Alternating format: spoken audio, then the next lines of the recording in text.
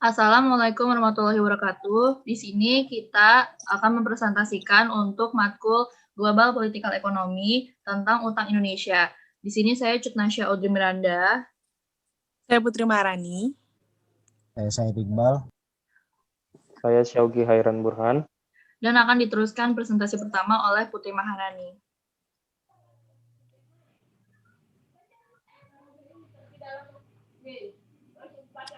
Yang pertama, mengapa kita memilih topik ini?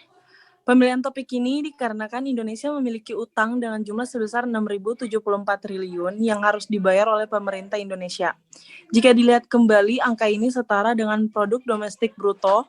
Dalam topik ini, kami akan mengkaitkan utang luar negeri Indonesia dengan teori yang kami dapatkan didasari oleh data yang real, tambahan bahwa utang Indonesia jika dibandingkan kembali dengan tahun 2019 justru terus meningkat sebesar 1.296 triliun. Maka hal ini terus dipertanyakan bagaimana kebijakan yang sebelumnya ada di Indonesia, serta dampak yang ada. Berikut penjelasan selanjutnya. Yang kedua, data real utang di Indonesia. Berdasarkan data yang diperoleh tentang kondisi realitas adanya utang Indonesia, dalam laporan Presiden Bank Dunia, Indonesia adalah negara yang tidak luput dari perhatian yang dimana bahwa utang Indonesia yang semakin melonjak dengan jumlah yang tinggi, yang mana saat ini Indonesia termasuk ke dalam 6 urutan negara dengan jumlah utang yang melonjak. Di mana pada tahun 2019, utang Indonesia berjumlah 5.907 triliun, lalu pada tahun 2020, utang Indonesia semakin meningkat dengan jumlah 6.074 triliun. Next.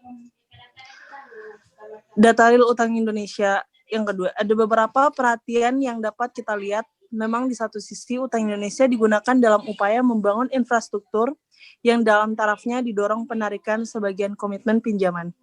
Namun di sisi lain membuat Indonesia adalah negara yang berkembang yang masuk ke dalam 6 urutan negara yang utang besar di dunia berdasarkan urutannya pada tahun 2020, yaitu yang pertama Brazil, yang kedua India, yang ketiga Rusia, yang keempat Meksiko, yang kelima Turki, dan terakhir Indonesia.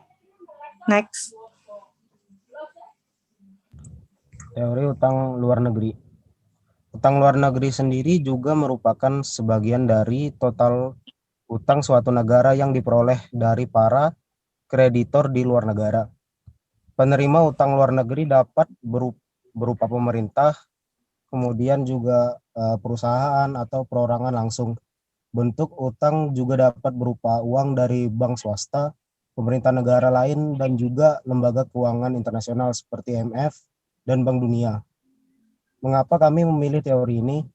Menilai dalam aspek material, utang luar negeri merupakan suatu arus masuknya modal dan luar ke dalam negeri. Dengan kata lain, dapat menambah modal yang ada di dalam negeri. Lalu secara aspek formal, mengartikan utang luar negeri sebagai penerimaan atau pemberian yang dapat digunakan untuk meningkatkan investasi untuk menunjang ekonomi.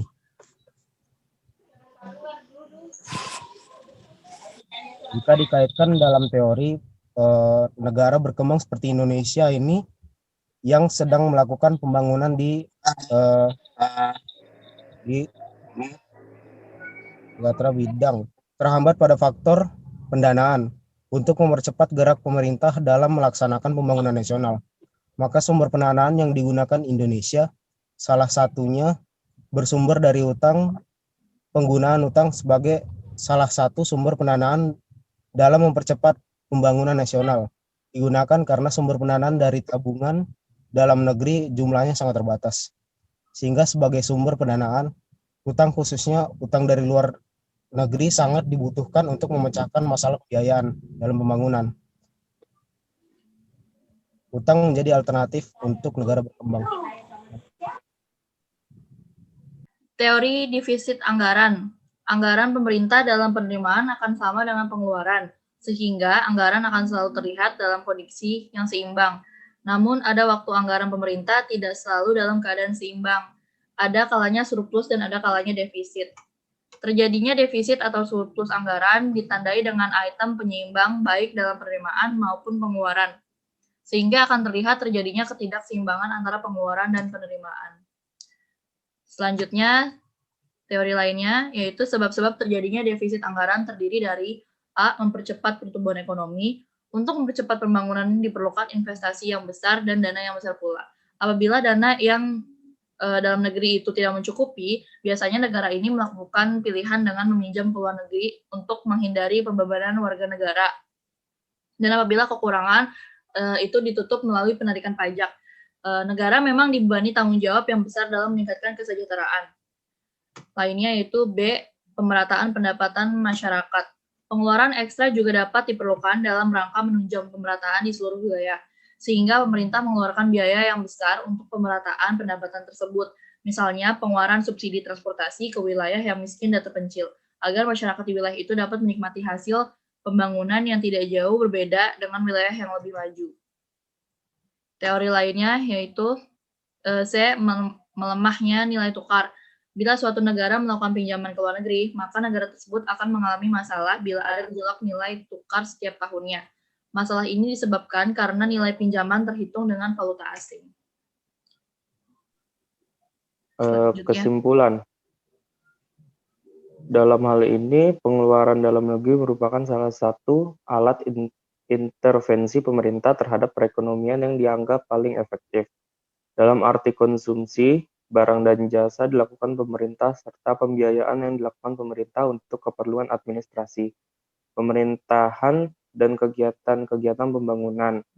Pengeluaran dalam negeri mempunyai dasar teori yang dapat dilihat dari identitas keseimbangan pendapatan nasional, yaitu Y sama dengan C plus I plus G plus X sampai M, yang merupakan sumber legitimasi pandangan kaum Keynesian akan relevansi campur tangan pemerintah dalam perekonomian.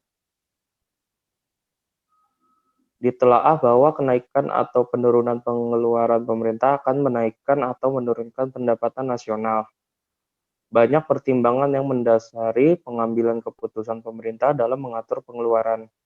Pemerintah tidak cukup hanya meraih tujuan akhir dari setiap kebijaksanaan pengeluaran, tetapi juga harus memperhitungkan sasaran yang akan menikmati kebijaksanaan tersebut, memperbesar pengeluaran dengan tujuan semata-mata untuk meningkatkan pendapatan nasional atau memperluas kesempatan kerja adalah tidak memadai, melainkan harus diperhitungkan siapa yang akan meningkat pendapatannya.